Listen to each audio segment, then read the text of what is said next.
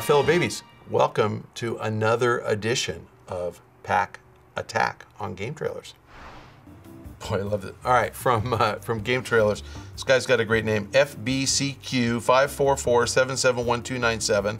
I'm glad that his sister 1296 didn't also participate in this question. Mr. Pachter, I think all us Gamerscore freaks would love to know if you think our Gamerscore and our trophies will carry over to the next generation consoles.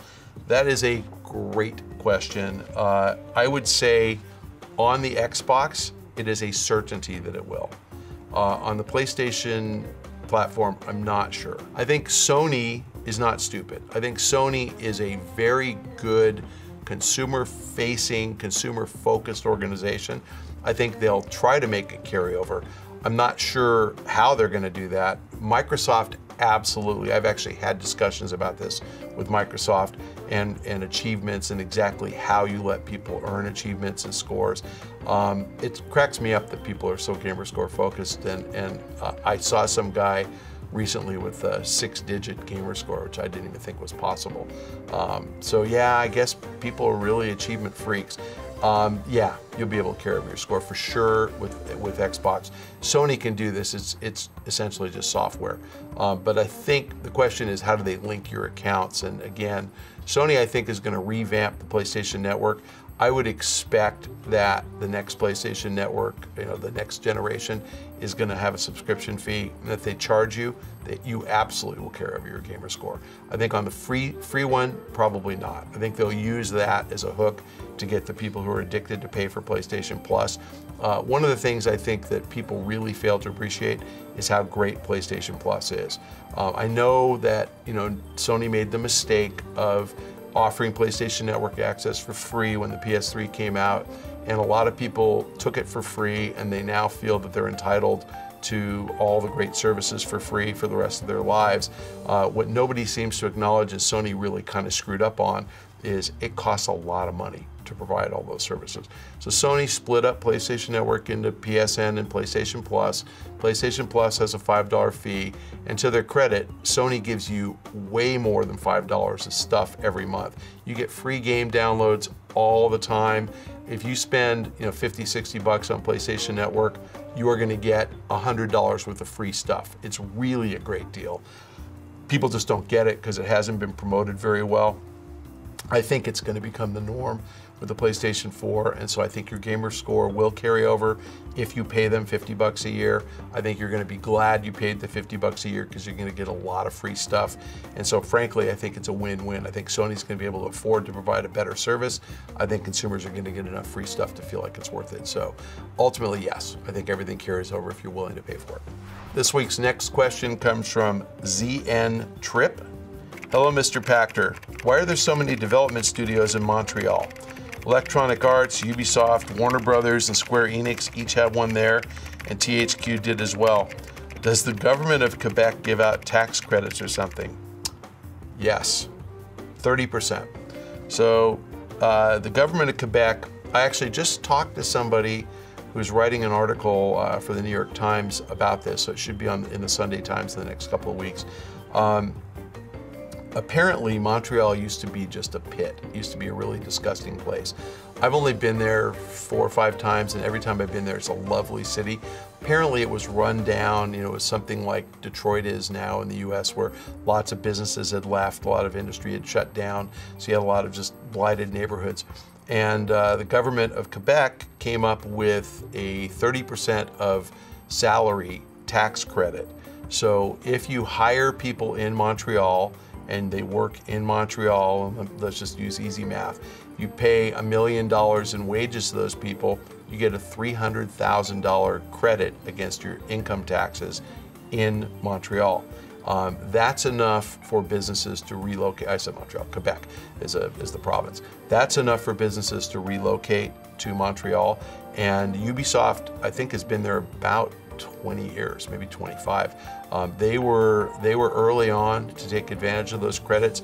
The province of Ontario just started offering the same kind of credit, and so that's why Ubisoft is opening up a Toronto studio. You've had a lot of flight from US development studios to Montreal. to be honest with you, Canada's a wonderful place. Montreal is a beautiful city. The university system in Canada is very good. So you're getting really talented engineers and artists who are graduating from Canadian universities.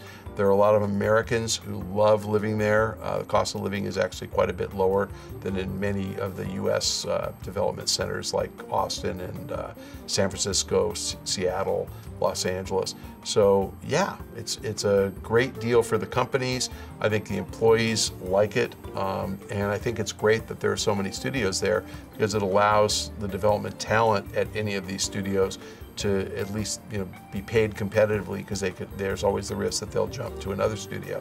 THQ Montreal was purchased for not very much money by Ubisoft, who has a giant studio there.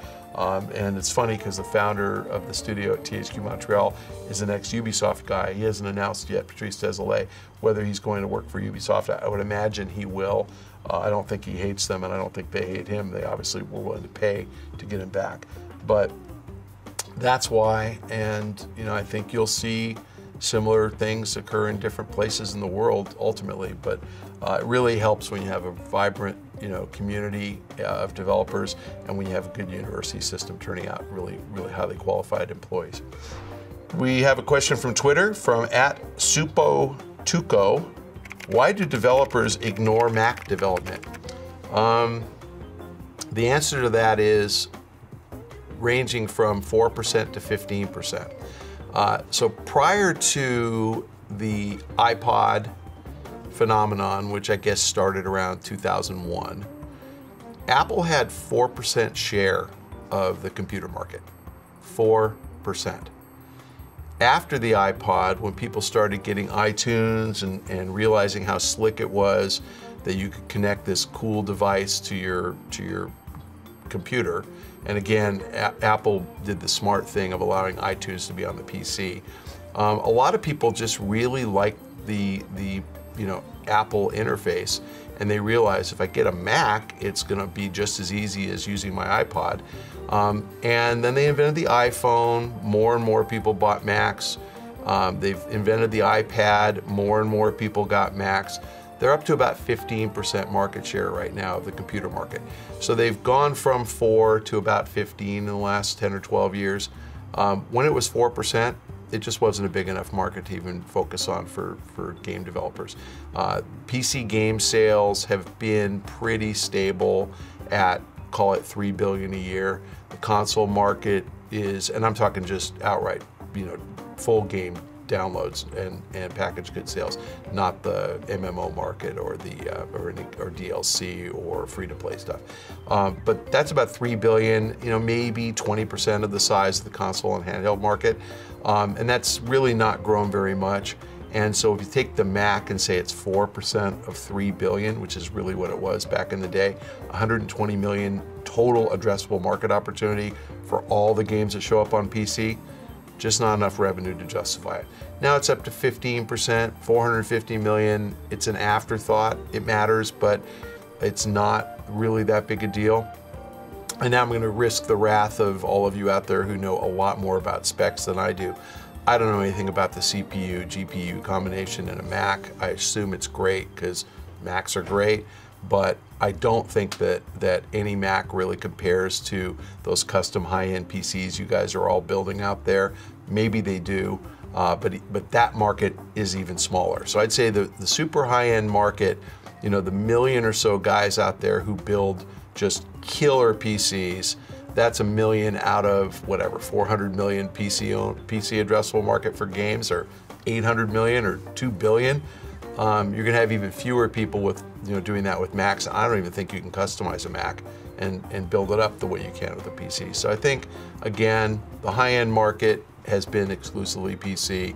The Mac market, I think, has been just an afterthought and will continue to be so for probably forever. Okay, fellow babies, thanks once again for joining us on this week's Pach-Attack. If you have questions, please direct them to the link below, or you can ask questions on Twitter. I am @Michael Pachter. If you'd like a direct message, follow me on Twitter. If you want a question answered on the show, send it to @Michael Pachter and copy @RohanLikesPants, because Rohan, my producer, picks all the questions for the show.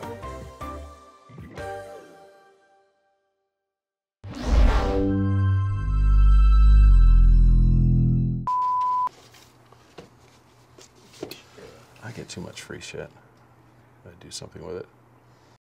See all of our shows and game reviews now on the brand new GT app on Xbox Live and the GT Originals iOS app too. Clicking on the videos to the right of me. Wow. And you can put like right here. To the right? To my right? To that right? There we go. That right, That's yeah. Okay. Hey, fellow babies, you can check out more Pach-Attack videos on GameTrailers.com by clicking on the videos to the right of me. This is not a profit deal.